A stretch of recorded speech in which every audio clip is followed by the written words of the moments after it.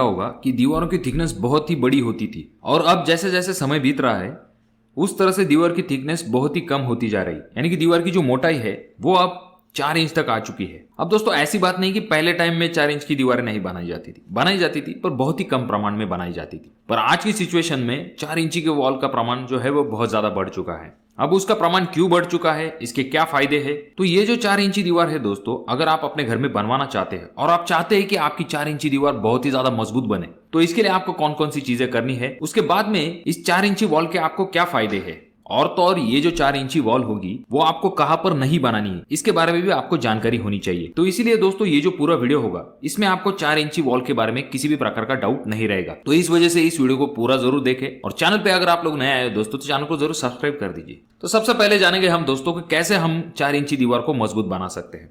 सबसे पहली चीज आ जाती है दोस्तों, वो होती है आपकी ब्रिक की क्वालिटी।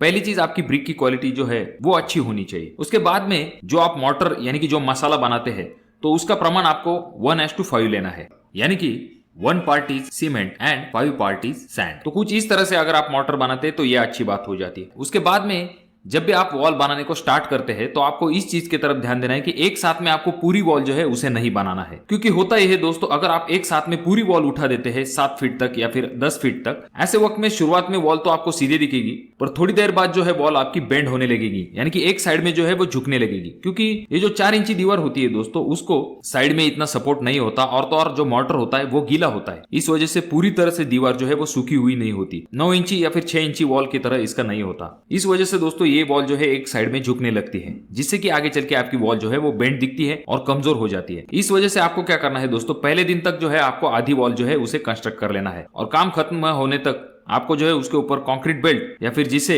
कोपिंग भी कहा जाता है या फिर साइड की भाषा में पाटली भी कहा जाता है, इसे आपको कास्ट करना है। अब इस पाटली की क्या जरूरत होती है, अब ये जो कोपिंग या फिर कंक्रीट बेल्ट है इसकी क्या जरूरत होती है, इसके बारे में हम जानेंगे। ये जो कंक्रीट बेल्ट होता है दोस्तों, अप्रोक्सीमेट आपको 1 मीटर जब आपकी दीवार की हाइट हो जाती है उसके ऊपर आपको इस कंक्रीट बेल्ट को देना है। इसकी थिकनेस कम से कम आपको 4 इंच तक रखनी है और इसके अंदर जो बार इस्तेमाल करेंगे आप वो आपको 8 mm तक इस्तेमाल करने हैं। अब ये जो कंक्रीट बेल्ट होता है ये आपकी दीवार के स्ट्रेंथ बढ़ाने में मदद करता है, और तो और दोस्तों ये जो कंक्रीट बेल्ट है ये आपकी दीवार में आने वाले क्रैक को भी अवॉइड करने का काम करता है, यानी कि कुल मिला के आपकी दीवार की स्ट्रेंथ बढ़ाने का काम और क्रैक को रिड्यूस करने का काम ये आपका कंक्रीट बेल्ट करता है। और अगर आपकी दीवार बहुत ही ज्यादा लंबी है, ऐसे वक्त में आपको जो है 2-3 लेयर बाद जहां पर आपका कॉलम आएगा वहां पर आपको बार जो है उन्हें प्रोवाइड करना है, जिससे कि अच्छा खासा बॉन्ड जो है इन दोनों में प्रोवाइड हो सके। और जहां पर आपके कॉलम और दीवार इन दोनों का जॉइंट आता है वहां पर आपको अच्छे से हैकिंग कर लेनी है। हाकिंग यानी कि जिसे टकाई भी कहा जाता है। उसके बाद में आपको सीमेंट स्लरी जो है उसे अप्लाई कर देना है और जहां पर दीवारें फ्लश है वहां पर आपको जो है चिकन मेश प्रोवाइड कर देनी है,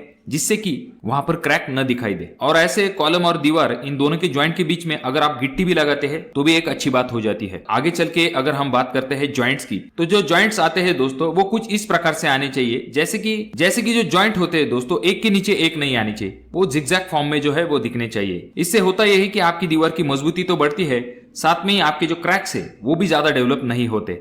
तो इस वजह से आपको जो है कुछ इस प्रकार से जो है वो बॉन्ड दे देने हैं। और ये जो दीवार बनती है इसमें आपको बहुत बार जो है आपके प्लम बॉब का यानी कि साहुल का इस्तेमाल करना पड़ता है, जिससे कि आपकी दीवार की लाइन और लेंथ जो है वो सही से आए। अब जिस कंक्रीट बेल्ट के बारे में हमने बात की थी दोस्तों, तो ये कंक्रीट बेल्ट अगर आपकी फ्लाई ऐश की ब्रिक है, रेड ब्रिक है या फिर डबल एसी ब्लॉक है, इन तीनों में भी आपको जो है इसे प्रोवाइड करना पड़ता है। अब ये तो हो गई दोस्तों बातें जिससे कि आपको पता चला कि आपकी जो 4 इंची वॉल है उसकी आप जो है स्ट्रेंथ किस तरह से बढ़ा सकते हैं। अब ये जो 4 इंची वॉल है इसकी क्या क्या लिमिटेशंस आते हैं इसके बारे में हम देखेंगे।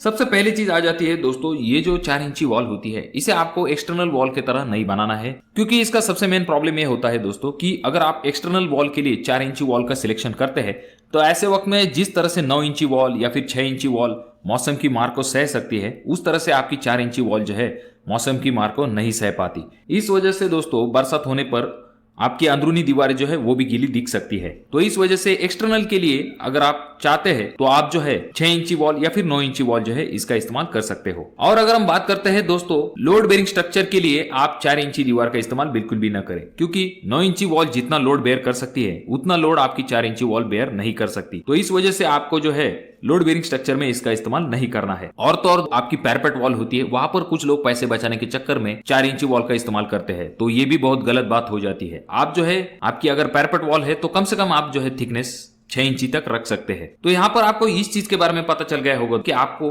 4 इंची वॉल जो है उसे कहां पर नहीं देना है। और भी यहाँ पर स्ट्रेंथ के रिलेटेड एक इंपॉर्टेंट पॉइंट है दोस्तों कि आपको दीवार को क्यूरिंग कम से कम 8 से लेकर 10 दिन तक करनी है। जितनी आप अच्छे से क्यूरिंग करेंगे उतनी दीवार